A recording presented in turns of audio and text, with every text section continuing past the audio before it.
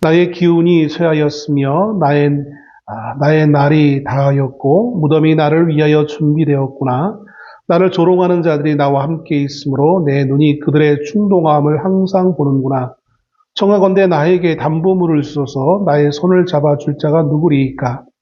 주께서 그들의 마음을 가리어 깨닫지 못하게 하셨사오니 그들을 높이지 마소서. 보상을 얻으려고 친구를 비난하는 자는 그의 자손들의 눈이 멀게 되리라. 하나님이 나를 백성의 속담거리가 되게 하시니 그들이 내 얼굴에 침을 뱉는구나. 내 눈은 근심 때문에 어두워지고 나의 온 지체는 그림자 같구나. 정직한 자는 이로 말미암아 놀라고 죄 없는 자는 경건하지 못한 자 때문에 분을 내나니 그러므로 의인은 그 길을 꾸준히 가고 손이 깨끗한 자는 점점 힘을 얻느니라. 너희는 모두 다시 올지니라. 내가 너희 중에서 지혜자를 찾을 수 없느니라. 나의 날이 지나갔고 내 계획, 내 마음의 소원이 다 끊어졌구나.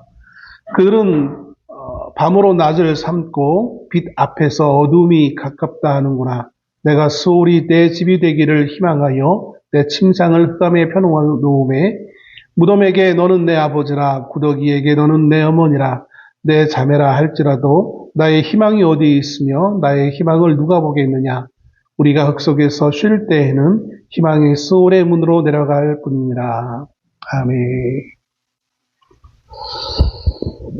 노안이 와서 언제부턴가 성경을 본문을 읽을 때 자꾸 기울거리 해가지고 읽기가 힘들 때가 있습니다. 혹시 제가 본문을 읽을 때 잘못 읽더라도 양해해 주시면 감사하겠습니다.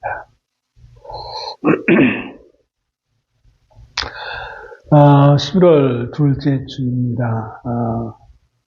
변적으로 이제 어느 교회는 이미 추수감사 주일을 지난 교회도 있고 다음 주가 추수감사 주일인 교회도 있고 그렇습니다. 추수감사주를 이제 말씀을 드리냐 하면 진정한 추수감사의 의미는 무엇인가? 말 그대로 감사하잖아요. 감사. 추수감사의 의미는 우리가 무엇을 감사할 것인가를 기억하면서 드리는 것이 진정한 추수의 감사의 의미라고 생각되어집니다. 그런데 어떤 분들은 말을 하기를 아무리 내가 찾아봐도 생각해봐도 감사할 게 없다는 거예요. 이것도 안 되고 저것도 안 되고 몸도 아프고 웬 문제가 이렇게 많은지 하나도 감사할 거리가 없는데 무슨 감사냐라고 말하는 분들이 종종 있는 것을 봅니다. 그래요. 우리의 주변 환경, 나의 전 환경만 보면 우리는 감사할 것이 없는 것 같이 보여요. 그런데 믿음의 사람들은 환경을 바라보는 것이 아니라 환경 너머에 계시는 하나님을 발견할 수 있어야 될 줄로 믿습니다. 이 문제, 저 문제를 가지고 있어도 어쨌든 간에 올 한 해 벌써 11월 둘째 주가 되었습니다. 2025년 처음 1월 시작할 때만 해도 12월까지 물론 우리는 너무 익숙하니까 1월 시작했으니까 당연히 12월까지 가겠지라고 생각할지 모르겠지만 사실은 그게 우리가 얼마나 많은 사건과 사고 가운데 시간들이 흘러갔음을 우리는 알 수 있을 것입니다. 아무튼 그런 여러 가지 상황 가운데서도 이렇게 12월까지 우리가 살아왔습니다. 오늘 말씀을 준비하면서 사실은 이 욥기서 별로 이렇게 많이 설교되지 않는 구약 성경의 본문이죠.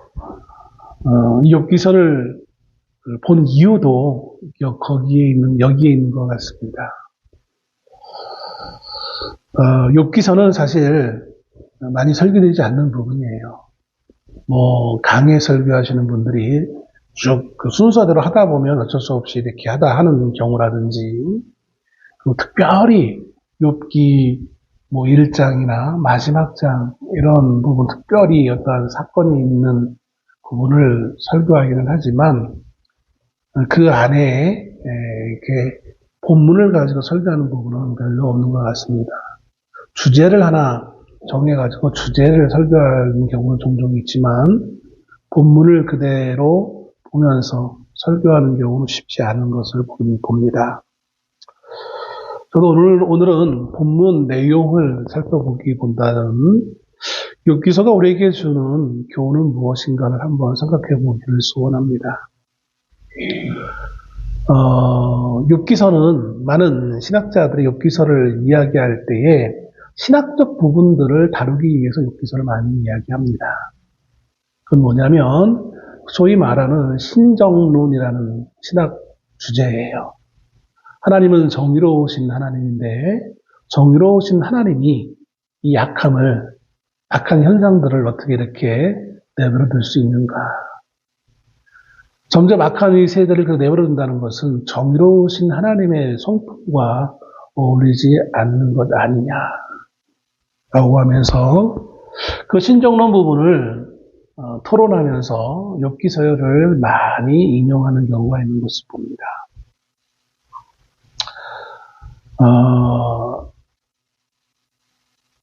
또 교회에서 설교될 때는 그건 신학자들의 문제고 교회에서 설교되어질 때는 욥의 믿음에 대해서 이야기를 하기도 하고 왜냐하면 욥은 우리가 지난주에 봤던 히브리 11장에 나와 있는 믿음의 사람들 가운데 한 명으로 언급되기도 하고 또 다른 구약 성경에서도 보면 매우 중요한 믿음의 사람으로 3명의 인물 가운데 한 명으로 이렇게 언급되기도 하는 부분이 있어서 욥의 믿음에 대해서 많이들 설교하는 경우가 있는 것을 보게 되었습니다. 그리고 그 믿음이 얼마나 그를 훌륭하게 만들었는지 얼마나 큰 복을 받게 했는지를 설명해 주는 과정 가운데 욥기서를 많이 설교하는 것을 보게 되었습니다. 그런데 오늘 저는 욥의 믿음을 얘기하는 것도 아니고 축복을 말하는 것도 아니고 좀 다른 관점에서 이 본문의 말씀을 보기를 소원합니다. 많은 분들이 욥을 오해하고 잘못 설교되어지는 것 같이 느껴집니다. 성경이 욥을 무려 1장부터 42장까지 많은 분량을 차지하면서 욥기서를 기록했을 때에는 단지 욥의 믿음을 증명하기 위해서 이 성경을 이렇게 기록한 것은 아닙니다. 더군다나 욥이라는 이 사람은 어떤 이들은 진보적인 아주 극단적 진보적인 사람은 욥이라는 사람의 존재 자체를 부정하는 경우도 있어요.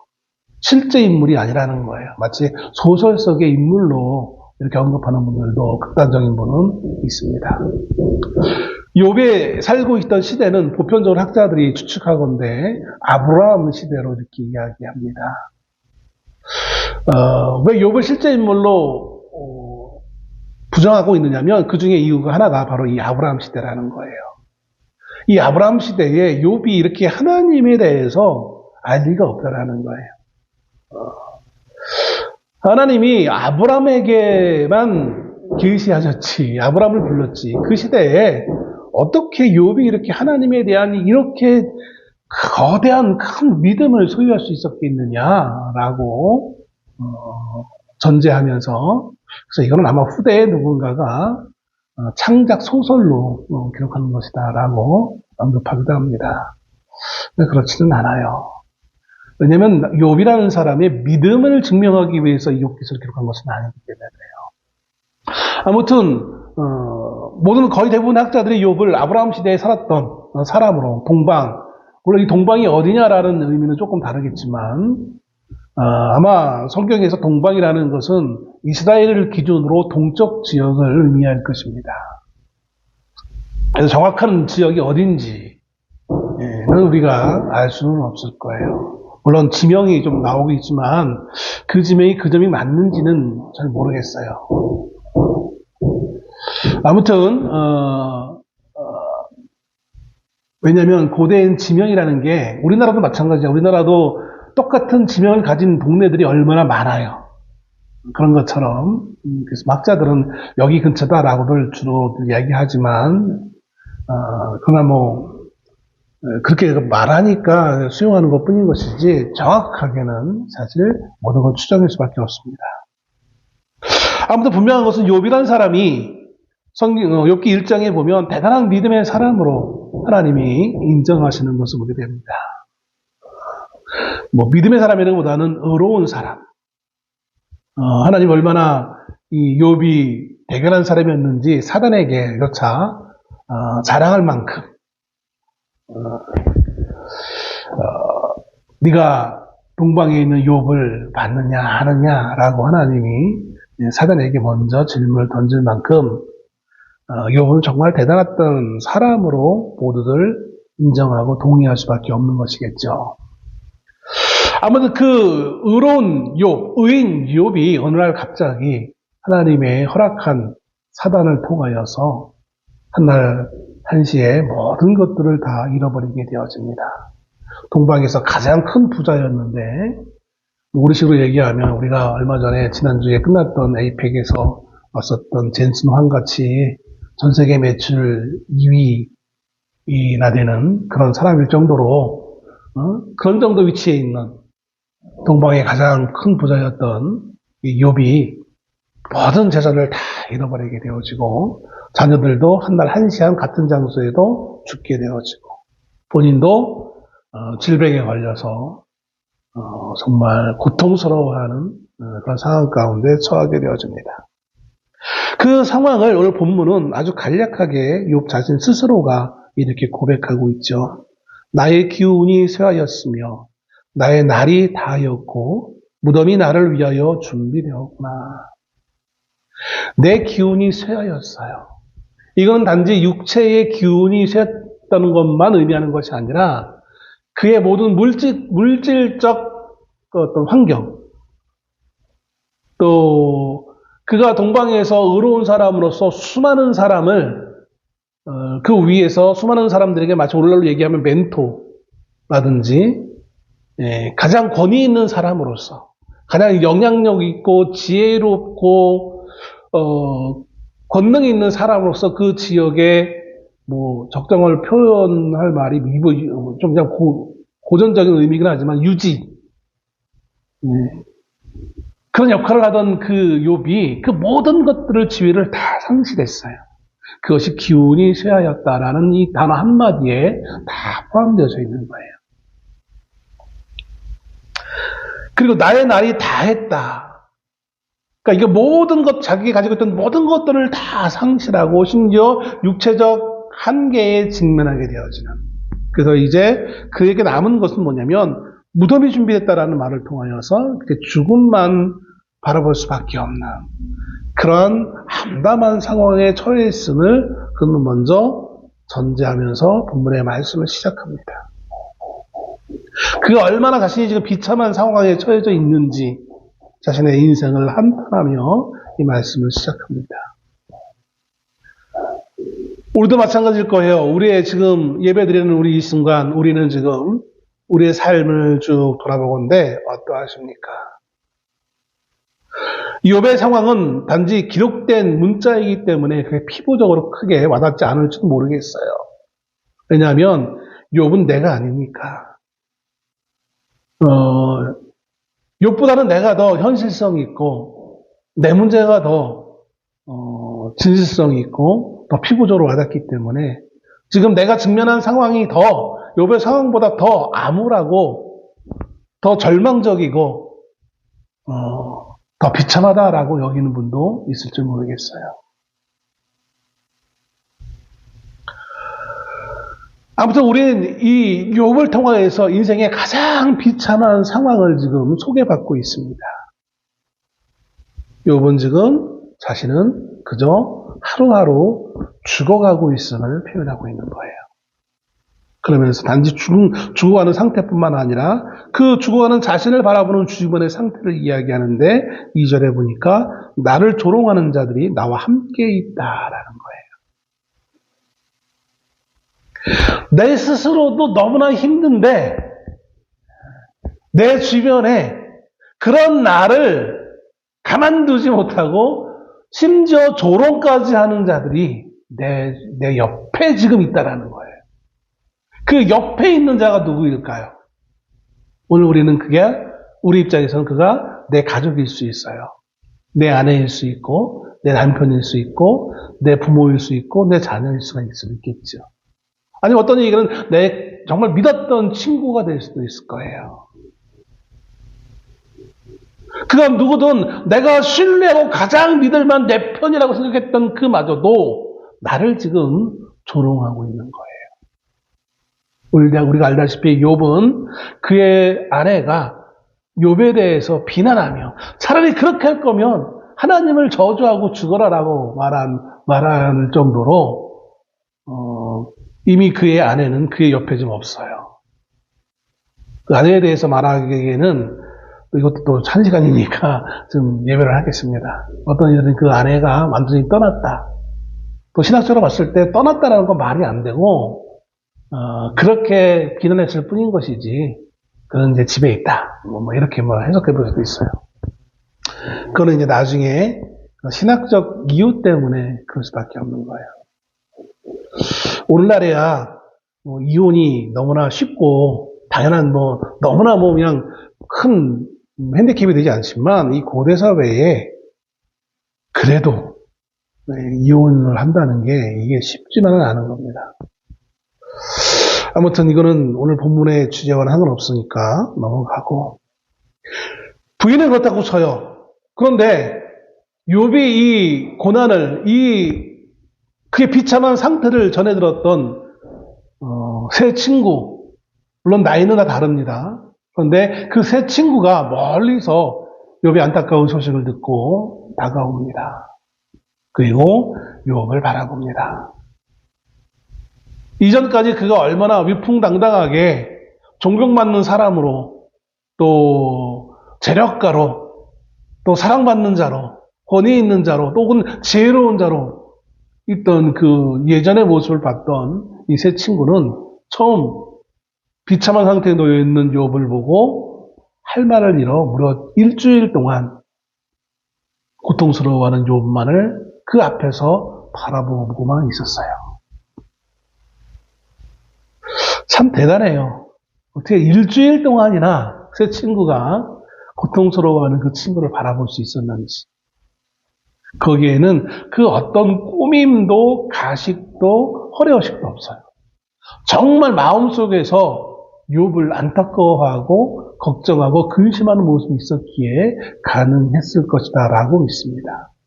그런데 문제는 일주일이 지나고 나서예요. 그렇게 욥의 상황을 안타깝게 생각하고 걱정하고 마음 아파하던 그 친구들이 일주일이 지난 시점부터 이제 욥을 향하여서 충고를 하기 시작합니다. 근데 그 충고가 욥에게는 하등 충고로서 받아들이지 못하고 있는 거예요. 조롱이고 심지어 협박이고 말도 안 되는 말들인 거예요. 바로 오늘 본문에 말하고 있는 나를 조롱하는 자들이 누구냐면 가장 욥의 지금 전 상황을 안타까워하고 함께 고통스러워하던 그 친구들이 지금은 조롱하는 자들로 욥은 받아들이고 있다는 거예요. 제 친구들이 돌아가면서 한마디씩 합니다. 그리고 그 친구들이 말한 거에 대해서 욥은 그것을 부정하면서 말을 해요. 엘리바스와 빌닷과 소발이라는 세 친구가 한 번씩 다 말을 해요. 이 세 친구는 어떻게 보면 그들 나름 정의롭고 욥을 생각하는 마음에서 한마디씩 다 던진 거예요. 그런데 욥은 그 던지는 말마다 꼬박꼬박 다 말대꾸를 하고 있어요. 아니 나는 이제 죽음만 내다보고 있다라고 말하는 사람이 어쩌면 그렇게 꼬박꼬박 말대꾸를 다 하는지 몰라요. 여전히 뭐가 있는 거예요? 힘이 남아있는 거예요, 자신은. 한 바퀴 다 돈 다음에 다시 또 처음부터 엘리바스부터 다시 또 말을 시작합니다. 엘리바스의 두 번째 충고의 말을 듣고 오늘 본문의 말을 욥이 이제 고백하는 거예요. 너희들의 그 모든 충고는 나를 조롱하는 거야. 라고 받아들이고 있다는 것이죠. 이 세 친구들의 욥을 향한 위로는 더 이상 위로하는 것이 아니라 욥을 신문하는 위치로 바뀌어져 가고 있었습니다. 욥을 정죄하는 위로자가 아닌 정죄하는 심판자의 위치로 이 세 친구의 자리가 바뀌어져 있는 것이죠. 왜냐하면 세 친구들에게 있어서 욥의 현 상황을 가만히 전후 좌우를 살펴보건대 도무지 있을 수 없는 일이에요. 욥이 당하고 있는 이 고난, 이 불행한 이 상황은 도저히 합리적으로 생각해 보건대 있을 수 없는 거예요.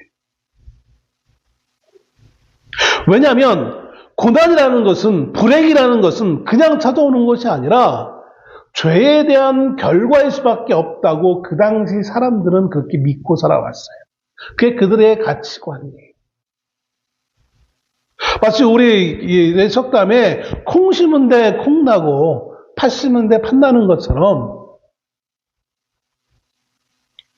고난은 죄에 대한 당연한 결과일 수밖에 없다라고 모든 이들이 그렇게 믿던 시대였어요.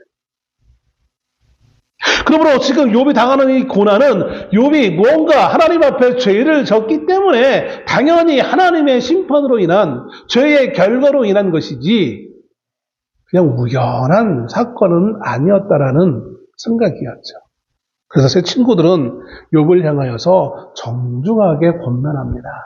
친구여, 지금의 상황이 너무나 안타깝고 마음 아프고 고통스러운데 우리 이러지 말고 우리가 한번 돌아보자.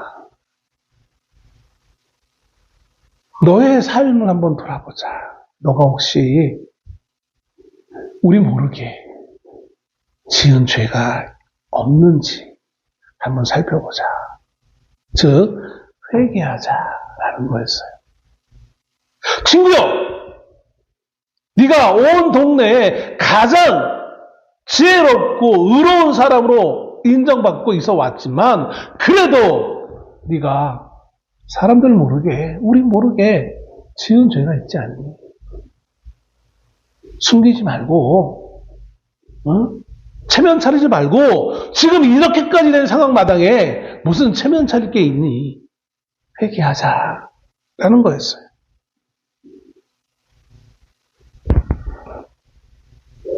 정의로우신 하나님이 의롭게 산 사람에게 이렇게 불행을 가져다 줄 수는 없어. 이게 제가 처음에 말씀드렸던 신정론에 관련되어진 내용인 거예요.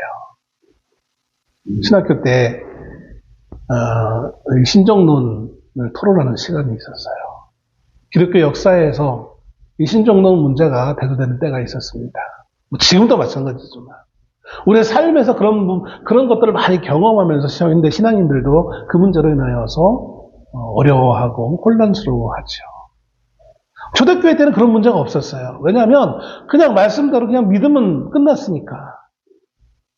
근데 인간들이 조금 이제 삶이 안정되어지고 하면서 각양각색의 모습으로 삶을 살다 보니까 이게 공의로우신 하나님 앞에 나는 신앙인으로 삶을 살았다고 생각하는데 나의 삶을 왜 맨날 이렇지? 라는 의심을 가지는 사람들이 등장하게 되어졌죠. 그러면서 이제 이 부분을 가장 명쾌하게 모르겠어요. 이제 학자들마다 다르긴 하겠지만 그래도 제가 보건대 신학계에서 가장 명쾌하게 해석했던, 그러니까 해석이라기보다도 이제 정리했던 사람이 있는데 우리가 잘 알고 있는 성 어거스틴이에요.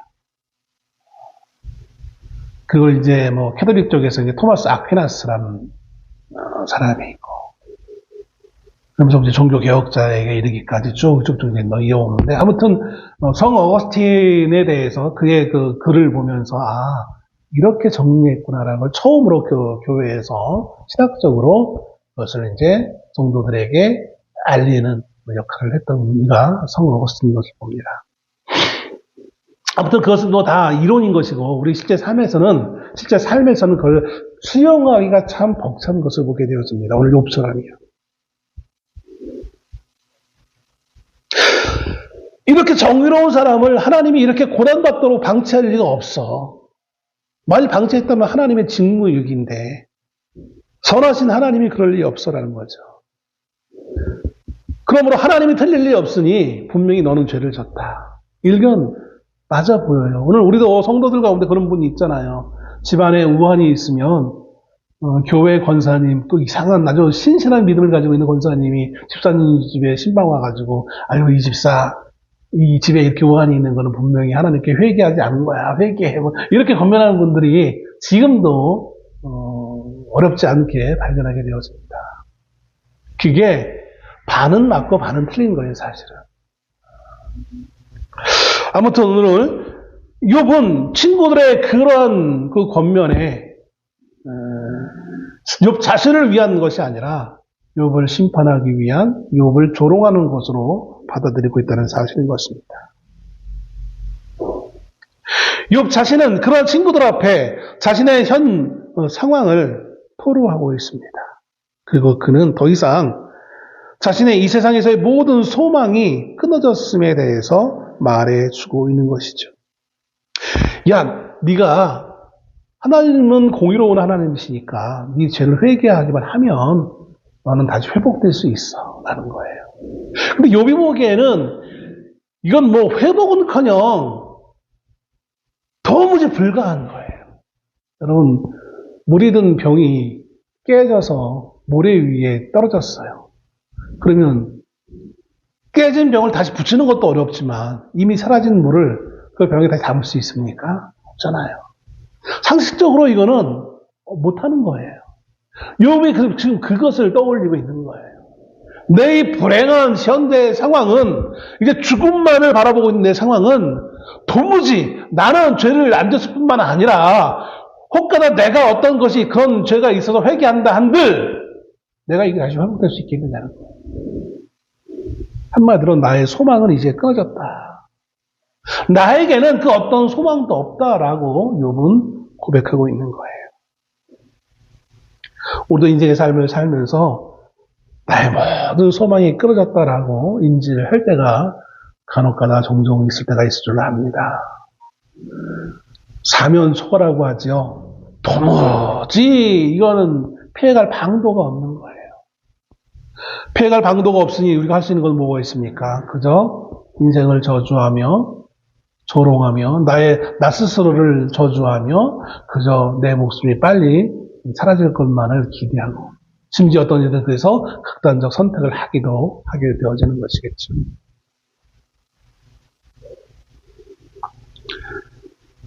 고통을 당하고 있는 욥에게 친구들은 어느덧 철저한 선지자적 입장에 처해져 있어요. 선지자라는 것은 뭡니까? 구약의 선지자는 백성들에게 하나님의 말씀을 전해주는 역할이에요. 그런데 그 선지자가 보통 어떤 말씀을 전했어요? 회개하라는 거였거든요. 대부분의 선지자들이 거의 99.9%의 선지자들이 다 그랬잖아요. 회개하라. 죄를 지적하고 그 시대의 그 어둠을 지적하고 빛으로 나올 것을 지적했단 말이에요. 하나님은 선자들이 필요해서 분명 구약시대에 이스라엘 백성들을 향하여서 선자를 보내셔서 죄악 가운데 있던 백성들을 향하여서 회개하라고 분명히 전했어요. 마치 그런 선지자처럼 오늘 새 친구는 욥에게 선지자의 역할을 하는 거예요. 현대 어떤 이들은 말을 합니다. 그 새 친구의 그 선지자 역할을 하고 있는 새 친구들을 바라보면서 욥에게 필요했던 것은 선지자가 아니라 바나바와 같은 위로자였다라는 거예요. 절망에 처해 있던 그에게 필요했던 것은 선지자가 아니라 위로자였지라는 말. 제가 언젠가도 말씀을 드렸는데 제가 개척교회에 20대 초반에 개척교회 은사 목사님 도와준다시고 멀쩡히 출석하던 교회를 큰 대형 교회를 나와서 개척교회에 갔어요. 젊은 혈기였죠. 근데 그 목사님이 이제 그런 말씀을 하시는 거예요. 어느덧 설교 같은 거 다양한 걸 얘기하다가 기회가 돼서 설교에 대해서 얘기했어요. 설교의 내용, 주제 이런 것들을 얘기하면서 목사님이 그러는 거예요. 현대인들이 얼마나 삶에 찌달려 있느냐, 병들어 있지 않느냐. 그런데 그렇게 힘들어하고 지쳐있는 그 현대인들이 교회에 와서 일주일에 하루 쉬는 날 와서 설교 말씀을 듣는데 거기 선지자적 말씀을 들으면 되겠느냐. 너무 힘겨운데 더 무거운 짐을 안기는 거 아니겠느냐. 그래서 될 수 있으면 희망의 메시지, 소망의 메시지 이렇게 얘기하는 거예요. 그게 형식으로는 맞은 것 같아요. 형식은 맞는 것 같아요. 그리고 오늘날도 대부분의 많은 부흥하는 교회 목사님들은 그렇게 믿고 있고, 아니 부흥하지 않는 교회도 마찬가지예요. 대부분의 목사님들이 그렇게 그러한 관점에서 성도들에게 위로의 메시지, 은혜의 메시지를 전달하려고 해요. 그래서 어떤 얘기가 그러더라고요. 요즘은 CCM도 다 그런 거라는 거에서. 예전 제가 학생 때, 청년 때, 그땐 복음성가라고 불렀죠. 그때는 주로 회개에 대해서 많이 불렀어요. 그렇지 않아요? 돌아오는 탕자, 그런 거 있고, 세상에서 방황할 때, 이런 거 대부분의, 그렇지 않든 찬양, 말 그대로 찬양도 있었지만, 많은 부분에 있어서 회개, 이런 것들에 관련되어진, 주제에 관련되어지는 복음성을 많이 불렀어요. 근데 요즘은 회개보다는 주로 위로, 위안, 평안, 내 내용들의 CCM이 많이 만들어지고 사람들에게 불려지고 있는 것을 보게 되어집니다. 그만큼 사람들이 지쳐있다라는 거예요. 아파하고 있다라는 거예요. 마치 욥처럼요. 지칠 대로 지쳐서 죽음을 유일한 피난처로 받아들이고 있는 욥에게 있어서 자신을 조롱하고 괴롭히던 그 친구들은 더 이상 친구로서 받아들일 수 없었어요. 그래서 그는 친구들을 향하여서 이렇게 표현하고 있죠. 5절에 보상을 얻으려고 친구를 비난하는 자는 그의 자손들의 눈이 멀게 되리라. 이거는 원래는 그 당시 유행하던 격언, 속담의 내용이에요. 마치 이런 거예요. 도둑이, 지금 도둑과, 우리는 이제 도둑도 많이 없지만, 예전에는 치안이 그렇게 좋지 않았던 때니까, 강도들이 활동을 할 때, 부잣집을 털잖아요. 그럼 이제 주인이 빼앗기지 않기 위해서 물건을 숨기거나 숨어 있는 거예요. 그러면 그 사람을 잘 알고 있는 이웃이 강도에게, 저 사람 저기에 보물 가지고 숨어 있어요. 이렇게 가르쳐 주는 그런 경우. 그런 자들에게 향하여서 이제 그 교훈의 말로 자녀에게 했던 그런 상해가 있을 거에 대한 그런 식의 격언을 당시 했던 말을 그대로 욥이 전달하고 있는 거예요.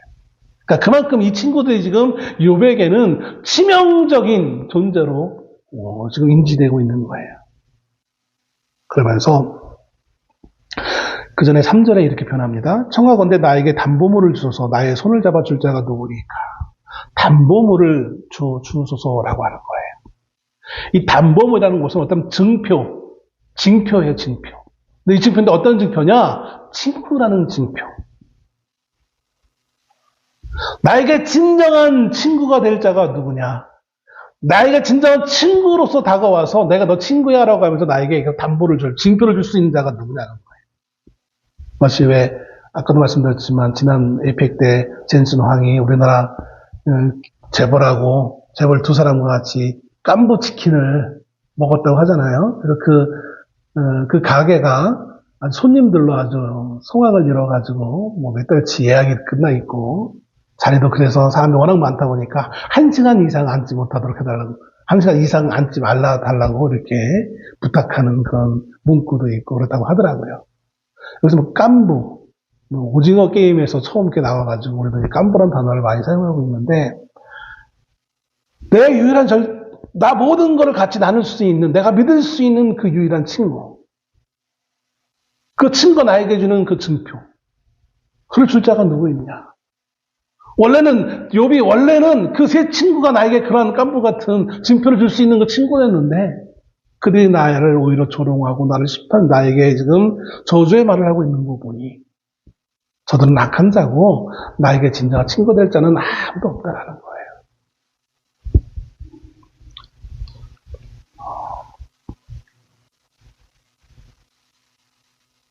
욥기를 보면서 우리가 심각하게 받들어야 될 것이 있는데 그게 뭐냐면 욥에 있어서거나 세 사람의 친구에게 있어서나 동일하게 그들은 하나님을 바라보는 관점이 철저하게 사람 중심이라는 거예요.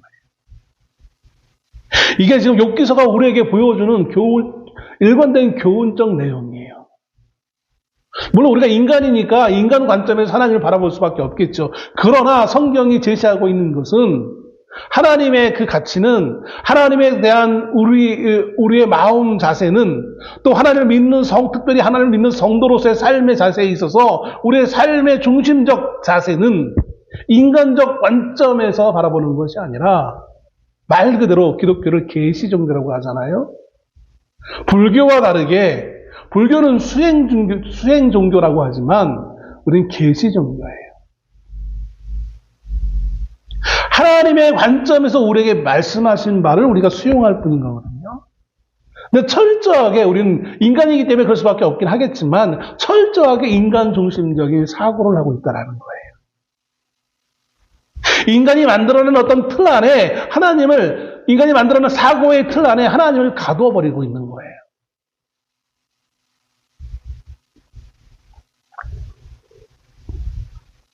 물론 인간이 정말 중요한 존재인 건 맞아요. 하나님이 만들어놓은 모든 피조물 가운데 가장 위대한 존재가 인간인 건 맞아요. 그럼에도 불구하고 명백하게 하나님과 우리는 구별되어진다는 거예요. 마치 에덴 동산에서 하나님이 모든 것을 다 너의 마음대로 해. 그러나 유일하게 동산 중앙에 있는 선악을 알게 하는 나무의 열매는 먹지 마. 라는 금지사항을 하나님이 유독 하심으로 말미암아 창조주 하나님과 피조물 인간의 사이를 명확하게 선을 긋고 있는 것을 보게 되었습니다. 그런데 우리는 우리 같은 고등 인격체, 유일한 위대한 존재, 인간, 다른 피조물들은 별 볼 일 없는 그 사고가 너무나 우리가 강하게 있기 때문에 당연한 것이라고 할 수도 있겠지만 모든 걸 인간 중심적인 사고를 할 수밖에 없다는 것이죠. 그것이 인본적 종교의 특징이라고 할 수밖에 없는 거예요. 사실 우리는 두 개의 세계를 살아갑니다. 하나는 하나는 눈에 보이는 우리가 만지고 볼 수 있고 갈 수 있는 눈에 보이는 이 세상이에요. 그러나 또 다른 세상이 있는데 그것은 우리가 볼 수 없고 지금 우리가 육체를 가지고는 갈 수 없는 보이지 않는 영적인 세계인 거예요.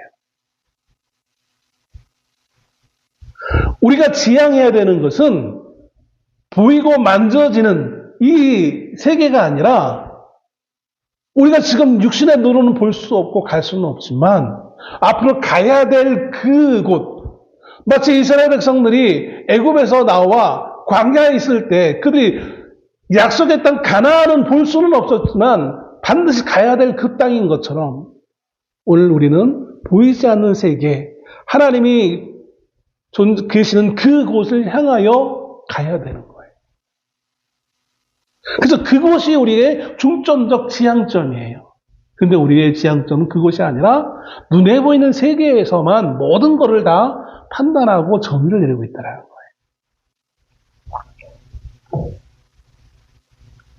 많은 현대의 지성인들은 종교를 탈세계적 영역으로 이해해서 보이지 않는 세계에 대해서, 탈세계적인 세계에 대해서 부정적으로 인지합니다. 과거 한때는 가장 지성적인 사람들이 신앙을 소유했었는데 그런 때도 있었지만 지금은 가장 비이성적이고 뭔가 좀 부족한 사람들이나 믿는 게 신앙으로 이렇게 평가절하하고 있는 그런 시대를 살고 있죠. 신의 존재가 인간의 필요에 때문에 만들어진 것이지 신이 하나님이 우리 인간을 만든 것이라는 사실을 부정합니다. 그냥 인간이 필요하기 때문에 신을 만드는 거지. 어떻게 신이란 존재가 있어서 인간을 만들 수 있느냐? 그거보다는 차라리 아메바가 오랜 세월 동안 진화해서 인간이 됐다고 믿는 게 차라리 낫지. 똑같이 믿음의 영역이에요. 우리는 과학을 사실이라고 생각하지만 과학의 근저에는 뭐가 있느냐면 거기에도 믿음이 있는 거예요. 만들어 놓은 가설 가운데 그 믿음인 거예요.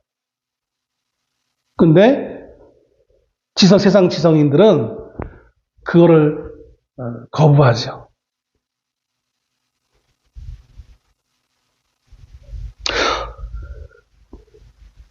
신앙이라는 말을 국어사전에서 찾아보면 신과 같은 성스러운 존재를 신뢰하고 복종함 또는 믿고 받드는 일이라고 말을 합니다. 성스러운 존재를 신뢰한다. 이게 사전적 용어 정의예요. 왜 그러면 받듭니까? 왜 신뢰합니까? 여기에서 우리의 이제 문제가 시작되어지는 거예요. 왜 받드느냐? 왜 신뢰하느냐? 이게 욥기서가 기록된 목적이에요. 이게 세 친구와 욥이 처음 원래 가지고 있던 생각들이에요. 우리가 신앙하는 이유는 우리가 필요해서 신앙한다는 거예요. 계시된 것이 아니라 우리가 필요하기 때문에 신이라는 말도 안 되는 존재를 우리 상상 영역으로 만들어 놓고 우리가 그걸 받든다는 거예요. 그 대표적인 인물이 욥인 거예요. 내가 신에게 정성을 다하면 신이 나에게 내 정성을 부정하지 않고 나에게 복으로 와준다. 내 물질, 내 자녀, 내 건강, 내 문제 해결 이 모든 게 내 정성에 따라서 주어진다라고 생각하는 거예요. 욥기서 1장을 보면 그렇기 때문에 욥의 그 정서가 그대로 1장, 2장에 보면 정서 그대로 드러나요. 네? 자녀들이 뭔가 잔치를 하고 나면 혹여 부지 중에 뭐 죄를 범했을까봐 따로 또 자녀들 말고 자기 스스로 혼자 그 자녀들을 위해서 제사를 드려요. 이게 어떻게 보면 야 저거 대단해. 어떻게 부지 중에 죄를 졌을까봐 미리 제사를 드리네. 회개 제사를 드리네. 이렇게 볼 수도 있지만 그러나 근간에 뭐가 있느냐면 혹여 잘못 보이면 안 될까봐. 하나님과의 인격적 관계 때문이 아니라 벌 받을까봐 무서워서. 그렇게 하면 내가 있는 것을 빼앗길까봐. 알아서 소위 말은 알아서 긴다고 하잖아요. 인격적 관계가 아니라 그저 형식적 계약적 존재로 욥은 지금 모든 것을 받아들이고 있는 거예요. 하나님에 대한 열심한 신앙은 있죠. 그런데 그 신앙이 하나님의 말씀에 계시된 신앙이 아니라 내가 나의 행동으로 내가 의로워야만 하나님께 복받아. 뭐 이렇게 말하면 그럼 의롭지 않아도 복받습니까? 이렇게 또 삐딱하게 질문하는 사람이 있을 것 같긴 한데 그것과는 아무 상관없는 거. 우리는 하나님을 향하여 대부분 현실적인 이유로 접근합니다. 현실적인 이유로. 수능이 가까웠으니까 수능 때문에 새벽기도 하고 수능 때문에 철야기도 하고 수능 때문에 금식기도 하고 시험 보는 당사자는 공부해야 되니까 안 되고 부모가 대신해야 되는. 왜요? 구원도 대신 가죠. 하나님 앞에 자녀 대신 구원받습니까? 아니잖아요. 그런데 우리의 모든 양식은 그런 거예요. 우리가 정성을 다해야만 복받는다고 생각하는 거예요. 하나님과 인격적 관계가 있어서 하나님 감사하는 것이 아니라 그렇게 안 하면 벌 받을까 봐 하는 거예요. 욥이 평생 그래 왔어요. 그러다가 인생의 말년에 모든 것을 상실해 보고 보니까 소망이 끊어졌어요. 내가 이렇게 하나님을 향해 열심히 했던 그 모든 것들이 헛된 것이다. 우리 중엔 그런 사람들이 분명히 있어요. 내가 20년, 30년 교회를 위해서 헌신하고 충성 봉사했는데 어떻게 나를 이렇게 우리 집안을 이렇게 폭삭 망하게 했습니까? 라고 하는 사람들을 아주 어렵지 않게 주변에서 발견합니다. 만나게 되었습니다. 하나님이 그렇게 하라고 명령했어요? 자기가 그렇게 했잖아. 근데 하나님을 원망하고 교회를 원망해요.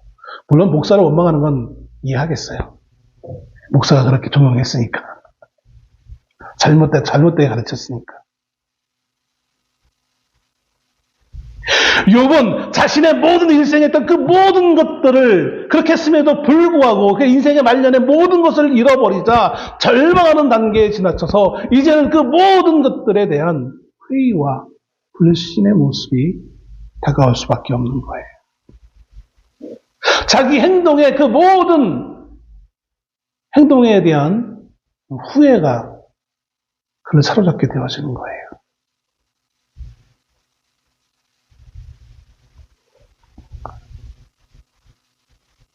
친구들은 욥을 향해 네가 죄를 회개하면 하나님께서 다시 번성케 하실 것이다라고 위로했지만 욥의 보기에 친구들의 그런 충고는 그 어떤 지혜로운 모습을 발견할 수 없었어요. 그건 참된 지혜가 아니라고 생각했어요. 10절에 너희는 모두 다시 올지니라 내가 너희 중에서 지혜자를 찾을 수 없느니라. 나의 날이 지나갔고 내 계획, 내 마음의 소원이 다 끊어졌다. 내게 남은 건 이제 죽음밖에 없다라는 거예요. 그리고 죽음 이후에는 내가 거기에서 뭐 하나님을 만나는 거 그건 모르겠다라는 거예요. 이런 것 때문에 어떤 이들은 유대인들에게는 부활신앙이 없었다고 말을 해요. 천국신앙이 없었다고 말을 해요. 이런 문서를 통해서. 근데 그것은 욥이 하나님에 대해서 제대로 몰랐기 때문에 그런 거예요. 사실은.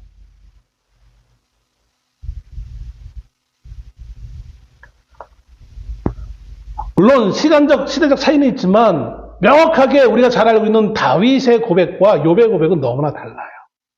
물론 상황이 다르긴 했고 시대도 다르긴 하지만 다윗은 어느 상황에서도 천국 신앙을 소유한 사람이었어요. 하나님을 향한 신앙을 소유한 사람이었어요. 그리고 그 신앙을 갖도록 하기 위해 하나님이 아브라함도 불렀었어요. 여러분, 하나님이 우리를 부르신 이유는 욥이 하나님을 만나기 이전에 그런 신앙관이 아니라 아브라함에게 주려고 했던 하나님이 처음에 아브라함에게 주려고 했던 그 신앙, 다윗이 가졌던 그 소망의 신앙을 우리에게 주시기 우리를 부르신 거예요. 다윗은 그가 승리했을 때나 패했을 때나 그가 선한 일을 했었거나 악을 행했었거나 물론 사람들을 향해서는 미안하고 죄된 인생이었죠. 그러나 하나님 앞에서는 그 어떤 상황에도 낙심하지 않고 하나님을 소망하는 그 소망이 끊어지지 않았어요. 그런데 지금 욥은 소망이 끊어졌어요. 왜? 물질이 없고 건강을 잃어버리고 친구도 없고 아내도 없고 모두가 아무것도 없기 때문에 그것만이 그는 소망으로 알았었던 거였어요. 그래서 끊어졌던 소망을 말하고 있는 거예요. 그럼 여러분 이제 결론으로 말씀을 드립니다. 우리가 가져야 될 소망은 물질의 소망이 아니고 건강의 소망이 아니고 하나님이 말씀하시는 여기 욥도 부지불식간에 고백했던 이 담보물 3절에 말하고 있는 나에게 담보물을 주소서. 그는 모르고 이걸 고백했지만 하나님은 모르고 고백한 고백의 이 단어, 이 담보물을 우리에게 이미 주셨어요. 그게 뭡니까? 나를 위해 십자가에 죽으신 예수 그리스도예요. 우리의 소망은 예수 그리스도에게 있다는 거예요. 내 인생의 성공과 실패와는 아무런 상관없이 예수 그리스도에게만 우리의 유일한 소망이 있음을 성경은 우리에게 분명히 하고 있는 거예요. 그래서 마지막 40장부터 하나님이 비로소 이 문제를 해결하시는데 이 세 친구의 말 혹은 옆에서 보고 있던 엘리우시라는 그 사람의 말 그 어떤 말에도 꿈쩍하지 않던 이 욥이 하나님의 임재하심에 거꾸러지는 귀한 역사가 있는 것을 봅니다. 끊어진 소망을 어디에서 발견하느냐? 하나님을 만남으로 발견하는 거예요. 잃어버렸던 물질을 다시 찾았다고, 잃어버렸던 1억 원을 다시 찾았다고 해서 내게 소망이 있는 거 아니에요. 그 1억 원 다시 또 없어질 거예요. 건강도 찾았지만 다시 또 없어질 거예요. 언젠가는. 영원할 수 없는 거예요. 영원할 수 없는 것에 우리가 최고의 가치를 두고 그걸 지키기 위해 평생 아등바등 살아왔던 욥이 그 모든 아둥바둥에서 벗어날 수 있었던 것은 끊어진 소망이 끊어졌던 그 삶에서 새롭게 소망을 발견할 수 있었던 그 이유는 하나님이 주신 그 담보를 예수 그리스도, 우리에게 다가오신 그리스도 예수를 만남으로 인하여서 끊어진 소망이 아니라 회복된 소망이 나타나는 것을 보게 되었습니다. 그리고 그 회복된 신앙의 증표로 하나의 결과물, 하나의 부속물로 회복된 물질과 회복된 건강과 회복된 관계가 나타나는 거예요. 그게 목적이 아니라, 근데 우리는 그게 목적인 것처럼 알고 살아가는 거예요. 여러분, 우리는 지금 우리의 소망이 끊어졌습니까? 어떤 소망이 끊어졌습니까? 결국 하나님이 우리에게 세상의 소망이 끊어질 때에만 볼 수 있는, 발견할 수 있는 영원한 소망을 하나님은 주시기를 원하십니다. 죽어야만 살 수 있는 거예요. 죽어야만 부활할 수 있는 거예요. 죽지 않고 어떻게 부활할 수 있어요?